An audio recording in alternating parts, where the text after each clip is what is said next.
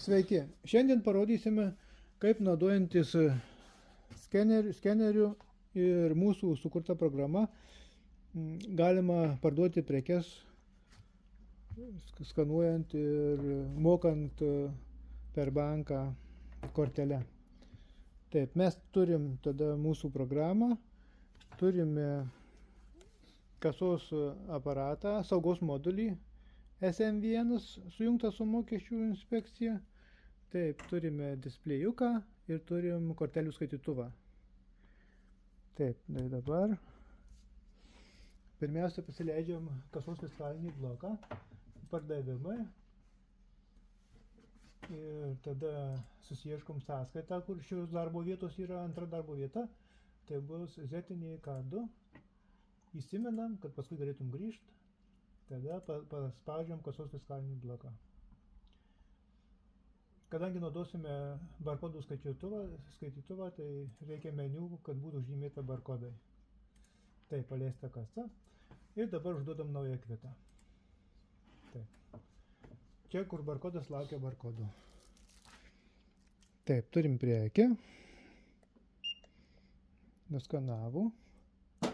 Ir atkreipkite dėmesį, parašė eilutę 1:1. Tai jeigu reikia daugiau, tai čia kiekį tik tai pataisom ir viskas. Ir kita priekį lemputį. Taip, nuskanavom.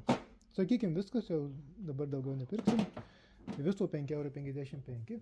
Paspaudžiam Shift'ą, tada paspaudžiam Enter, tada kursorius nueis ant spausdinimo mygtukų ir dar kartą Enter. Ar tikrai spausdinti, paspaudžiam dar kartą Enter.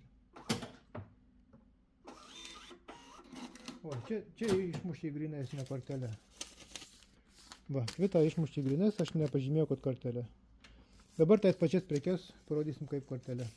Taip, čia yra grynais ir parodyta, kad mokėjimas grynaisis. Taip, dabar užduodam. Dabar nueinam į mokėjimą kortelę. Užduodam naują kvitą ir vėl skanuojam tais pačias prekes. Taip. Viena priekį. Kita priekį. Dabar mokėjimas kortelė, paspaudžiam vėlgi Shift'ą, paspaudžiam Enter, Enter. Ir tada nusiuntė mokėjimą į kortelių skaitytuvą. Laukia, kol bus sumokėta. Kolega paspaudė.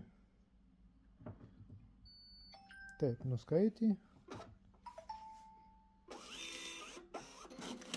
Ir štai. Kitas išėjo su saugos moduliu ir mokėjimas yra kortelė. Šitas mokėjimo informacija lieka įmonė, o kitą su garantiniu atiduodam pirkėjai. Tai tiek, ačiū už dėmesį.